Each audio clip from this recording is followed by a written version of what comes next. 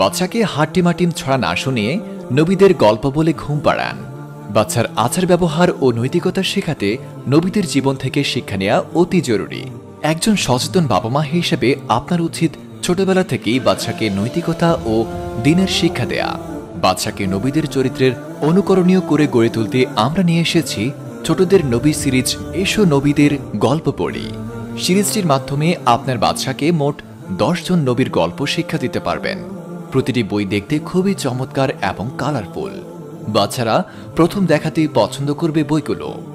সিরিজটিতে রয়েছে হযরত আদম আলাইহিসসালাম, হযরত দাউদ আলাইহিসসালাম, হযরত সুলাইমান আলাইহিসসালাম, হযরত মুসা আলাইহিসসালাম, হযরত ইউনুস আলাইহিসসালাম, হযরত ইউসুফ আলাইহিসসালাম, হযরত ইব্রাহিম আলাইহিসসালাম, হযরত ইসমাইল আলাইহিসসালাম, হযরত ঈসা আলাইহিসসালাম ও হযরত মুহাম্মদ সাল্লাল্লাহু আলাইহি ওয়াসাল্লামের গল্প। গল্পে গল্পে নবী সিরিজটি যে বাচ্চাগুলো এখনো পড়া শেখেনি তাদের জন্য বেশ উপযোগী হবে।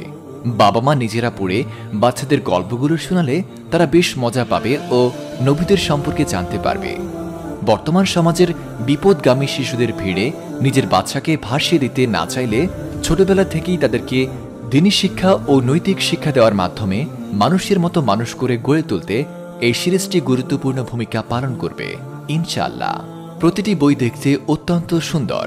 পাতায় পাতায় রঙিন ছবির মধ্যে গল্পগুলো এমনভাবে সাজানো হয়েছে যেন বাচ্চারা চোখ সরাতে না পারে। বাচ্চাদের নবীদের শিক্ষায় শিক্ষিত করতে বইগুলো এখনই সংগ্রহ করুন।